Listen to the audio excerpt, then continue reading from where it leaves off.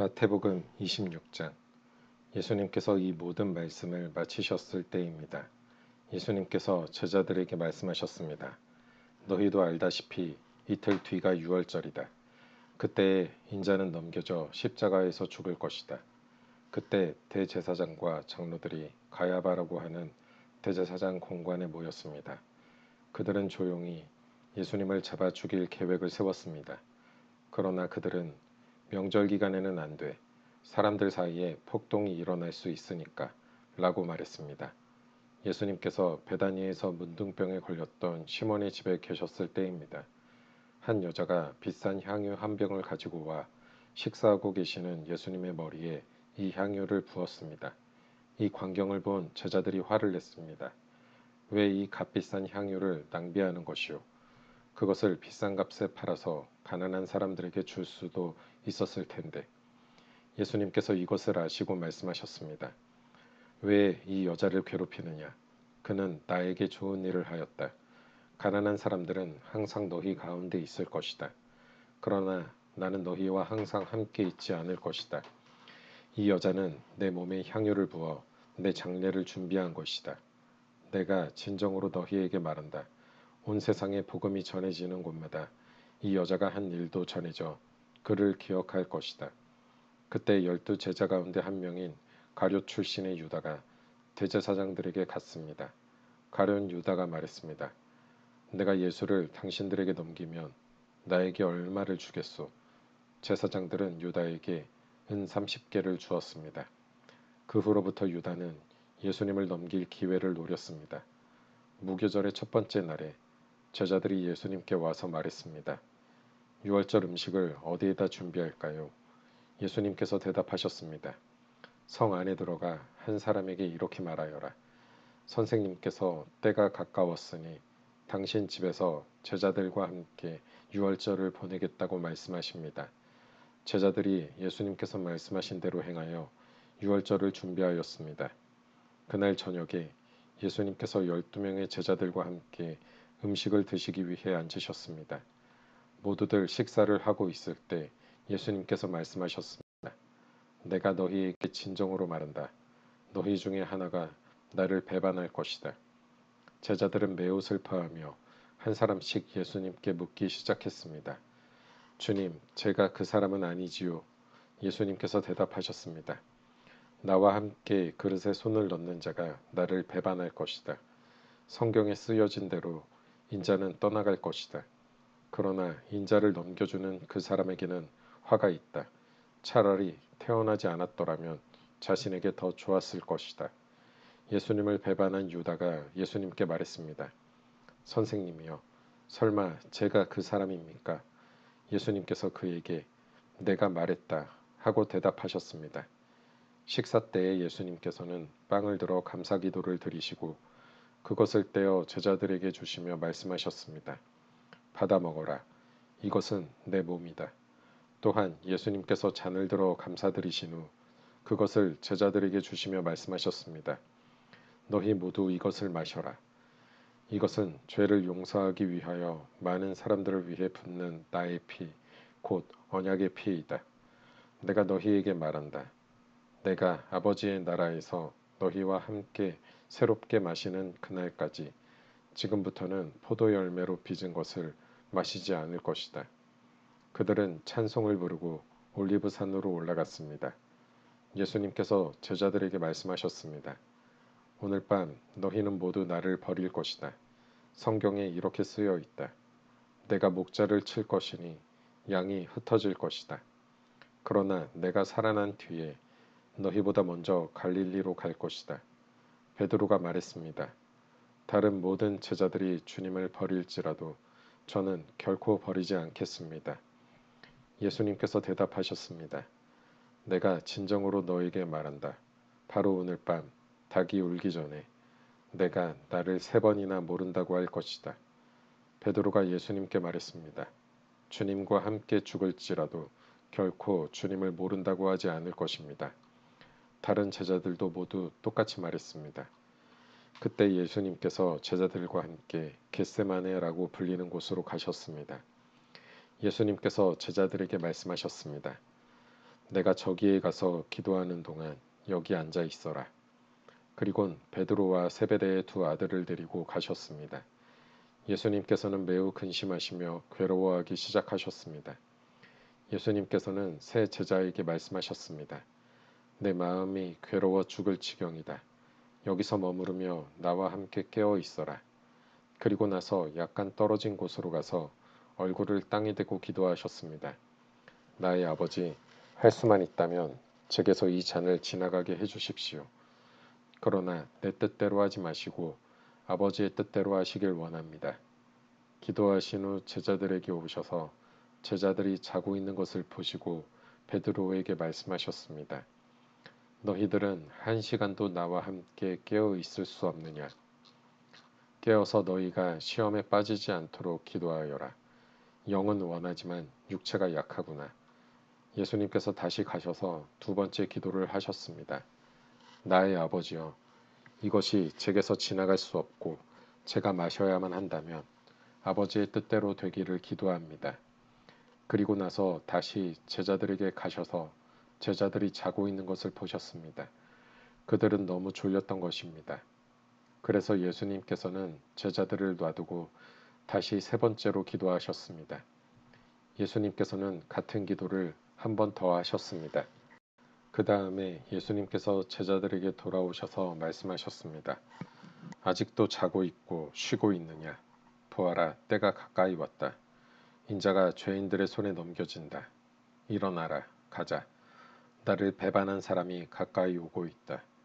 예수님께서 말씀하시는 동안 12제자 가운데 하나인 유다가 왔습니다.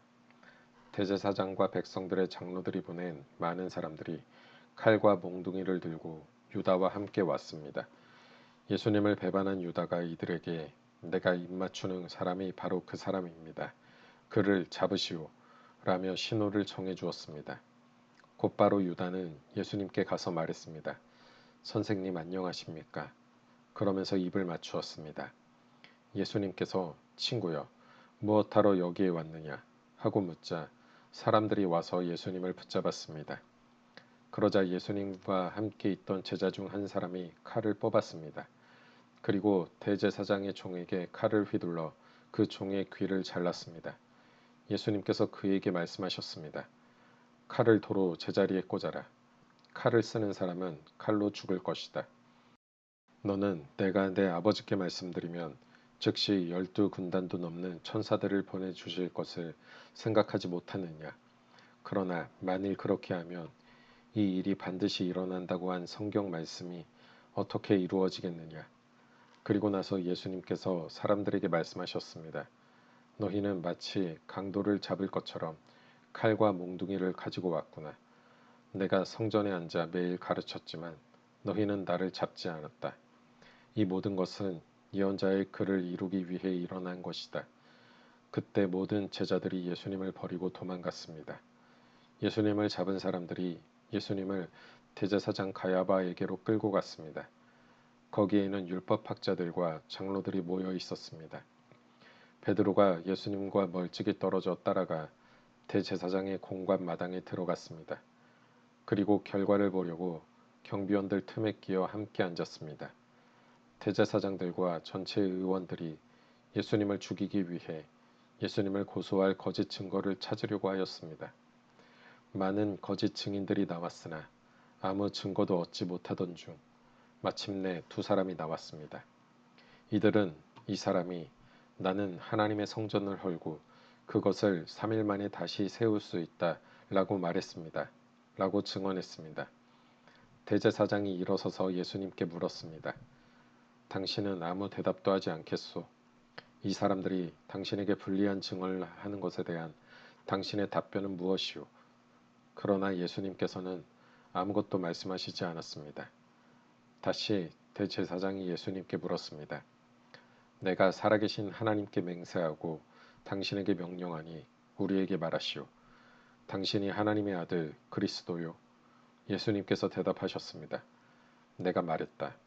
그러나 내가 너희에게 말한다.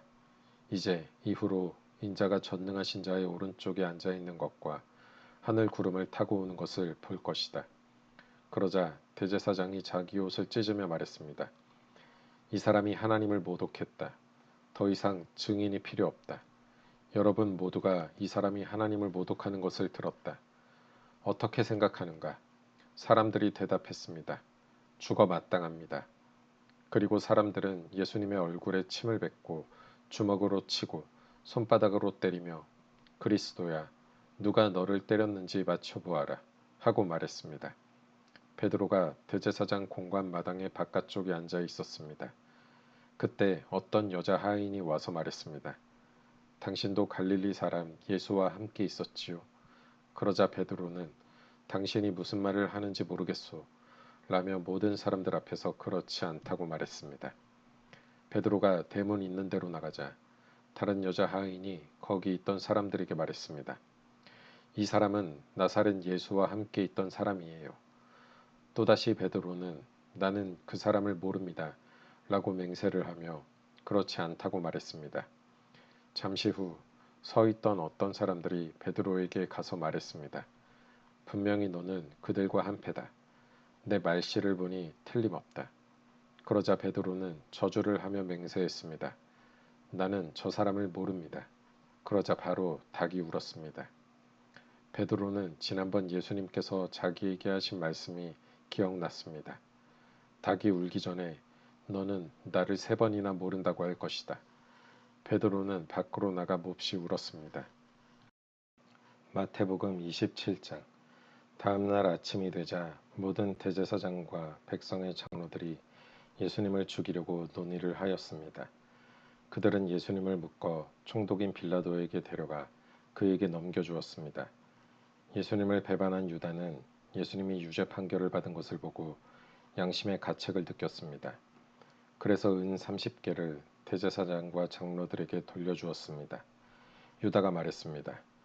내가 죄 없는 피를 팔아 넘기는 죄를 지었습니다. 그들이 대답하였습니다. 그게 우리와 무슨 상관이냐? 그것은 너의 문제다. 유다는 은화를 성전 안에 내던지고 나가서 목매어 자살했습니다. 대제사장들이 성전에서 그 돈을 거두고 말했습니다. 이 돈은 핏값이니 성전에 두는 것은 안 될 일이다.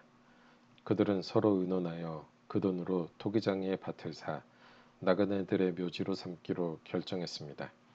그 밭은 지금까지 피밭이라고 불립니다. 그래서 예언자 예레미야가 말한 것이 이루어졌습니다. 그들이 은환 30개, 즉 이스라엘 사람들이 몸값이라고 정한 값을 받았다.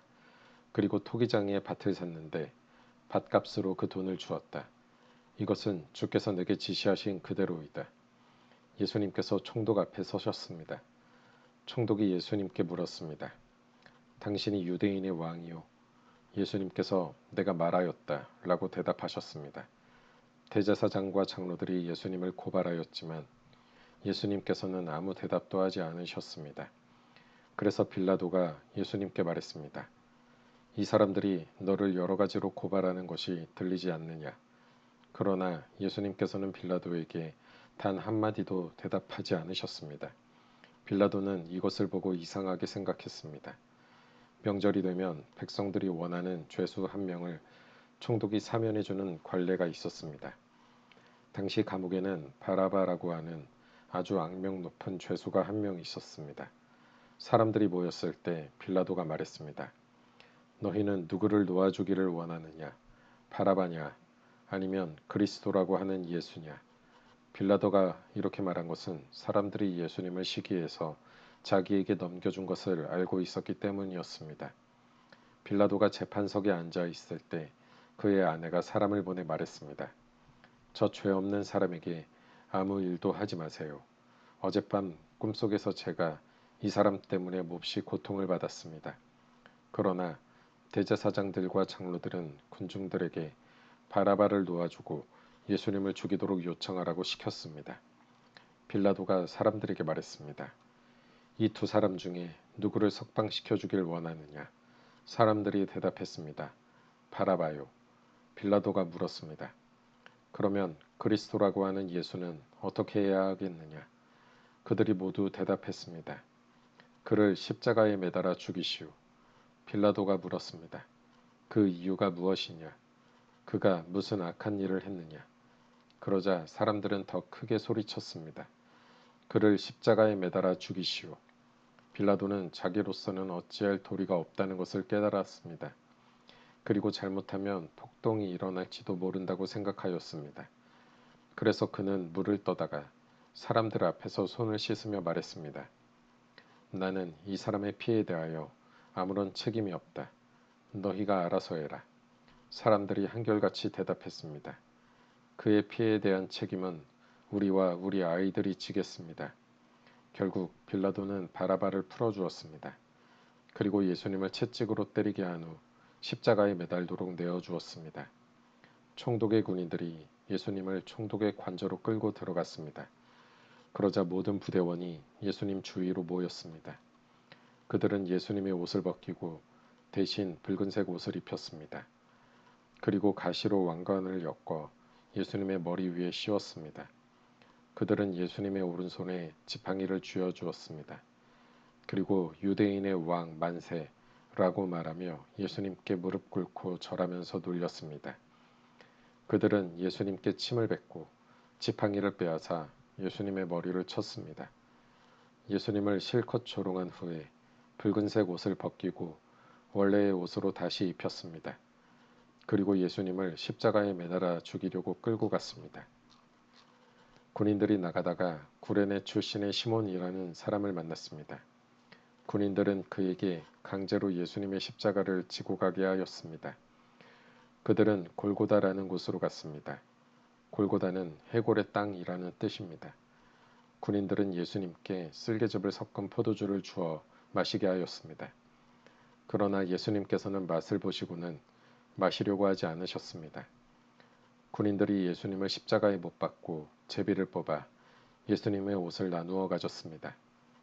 그리고 거기 앉아서 예수님을 계속 지켜보았습니다. 그들은 예수님의 머리 위에 이 사람은 유대인의 왕 예수다 라고 쓴 죄패를 걸어 놓았습니다. 그때 두 강도가 예수님과 함께 십자가에 못 박혔습니다. 한 사람은 오른쪽에, 다른 한 사람은 왼쪽에 매달렸습니다. 지나가던 사람들이 고개를 저으면서 예수님께 욕을 하였습니다. 성전을 헐고 3일 만에 다시 세운다는 사람아, 내 자신이나 구원하여라. 만일 하나님의 아들이라면 십자가에서 내려와 보아라. 이와 같이 대제사장들도 율법학자들과 장로들과 함께 예수님을 조롱하며 말했습니다. 이 사람이 다른 사람들은 구하면서 자기 자신은 구하지 못하는구나. 그는 이스라엘의 왕이니 지금 십자가에서 내려오라지. 그러면 우리가 그를 믿겠다. 그가 하나님을 믿는다는데 하나님께서 원하신다면 그를 당장 구원해 주시라고 그래라. 자신이 나는 하나님의 아들이라고 했으니까 말이다. 예수님과 함께 십자가에 못 박힌 강도들도 똑같은 욕을 예수님께 했습니다. 낮 12시부터 오후 3시까지 온 땅이 어둠에 덮였습니다. 오후 3시쯤에 예수님께서 엘리, 엘리, 라마 사박다니 하고 큰 소리로 외치셨습니다. 이 말은 나의 하나님, 나의 하나님, 어찌하여 나를 버리셨습니까? 라는 뜻입니다. 거기 서 있던 사람들이 이 말을 듣고 말했습니다. 이 사람이 엘리야를 부른다. 그러자 얼른 한 사람이 뛰어가서 해면을 가져다 신포도주를 적셨습니다. 그리고 예수님께서 마시도록 지팡이에 매달아 주었습니다. 나머지 사람들이 말했습니다. 가만 놔두어라. 엘리야가 그를 구원하러 오나 보자. 다시 예수님께서 큰 소리로 외치셨습니다. 그리고 숨을 거두셨습니다. 그때 성전 휘장이 위에서부터 아래까지 두 조각으로 갈라졌습니다. 땅이 흔들리고 바위들이 쪼개졌으며 무덤이 열리고 잠자던 많은 성도들의 몸이 다시 살아났습니다. 예수님께서 부활하신 후 그들은 무덤에서 나와 거룩한 성으로 들어가서 많은 사람들에게 나타나 보였습니다. 예수님을 지키던 백부장과 병사들이 지진과 일어난 모든 일들을 보고 매우 놀라면서 말했습니다. 이 사람은 정말로 하나님의 아들이었다. 많은 여자들이 멀리 떨어진 곳에서 이를 지켜보고 있었습니다. 이들은 갈릴리에서부터 예수님을 섬기려고 따라온 사람들이었습니다. 그 중에는 막달라 마리아와 야고보와 요셉의 어머니 마리아, 그리고 세베대의 아들들의 어머니가 있었습니다. 그날 저녁에 요셉이라는 아리마대 출신의 한 부자가 왔습니다. 그도 역시 예수님의 제자였습니다. 요셉은 빌라도에게 가서 예수님의 시신을 달라고 요청했습니다. 그러자 빌라도는 요셉에게 넘겨주라고 군인들에게 명령하였습니다.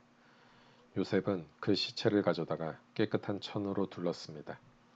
그리고 바위를 뚫어 만든 자신의 새 무덤에 예수님의 시신을 모셨습니다. 그는 큰 돌을 굴려 무덤의 입구를 막고 돌아갔습니다. 막달라 마리아와 다른 마리아가 무덤 맞은편에 앉아 있었습니다. 이튿날 곧 준비일이 지난 후에 대제사장들과 바리새파 사람들이 빌라도에게 왔습니다. 그들은 말했습니다. 각하, 그 거짓말쟁이가 살아있을 때 내가 3일 뒤에 살아날 것이다 라고 한 말이 기억납니다.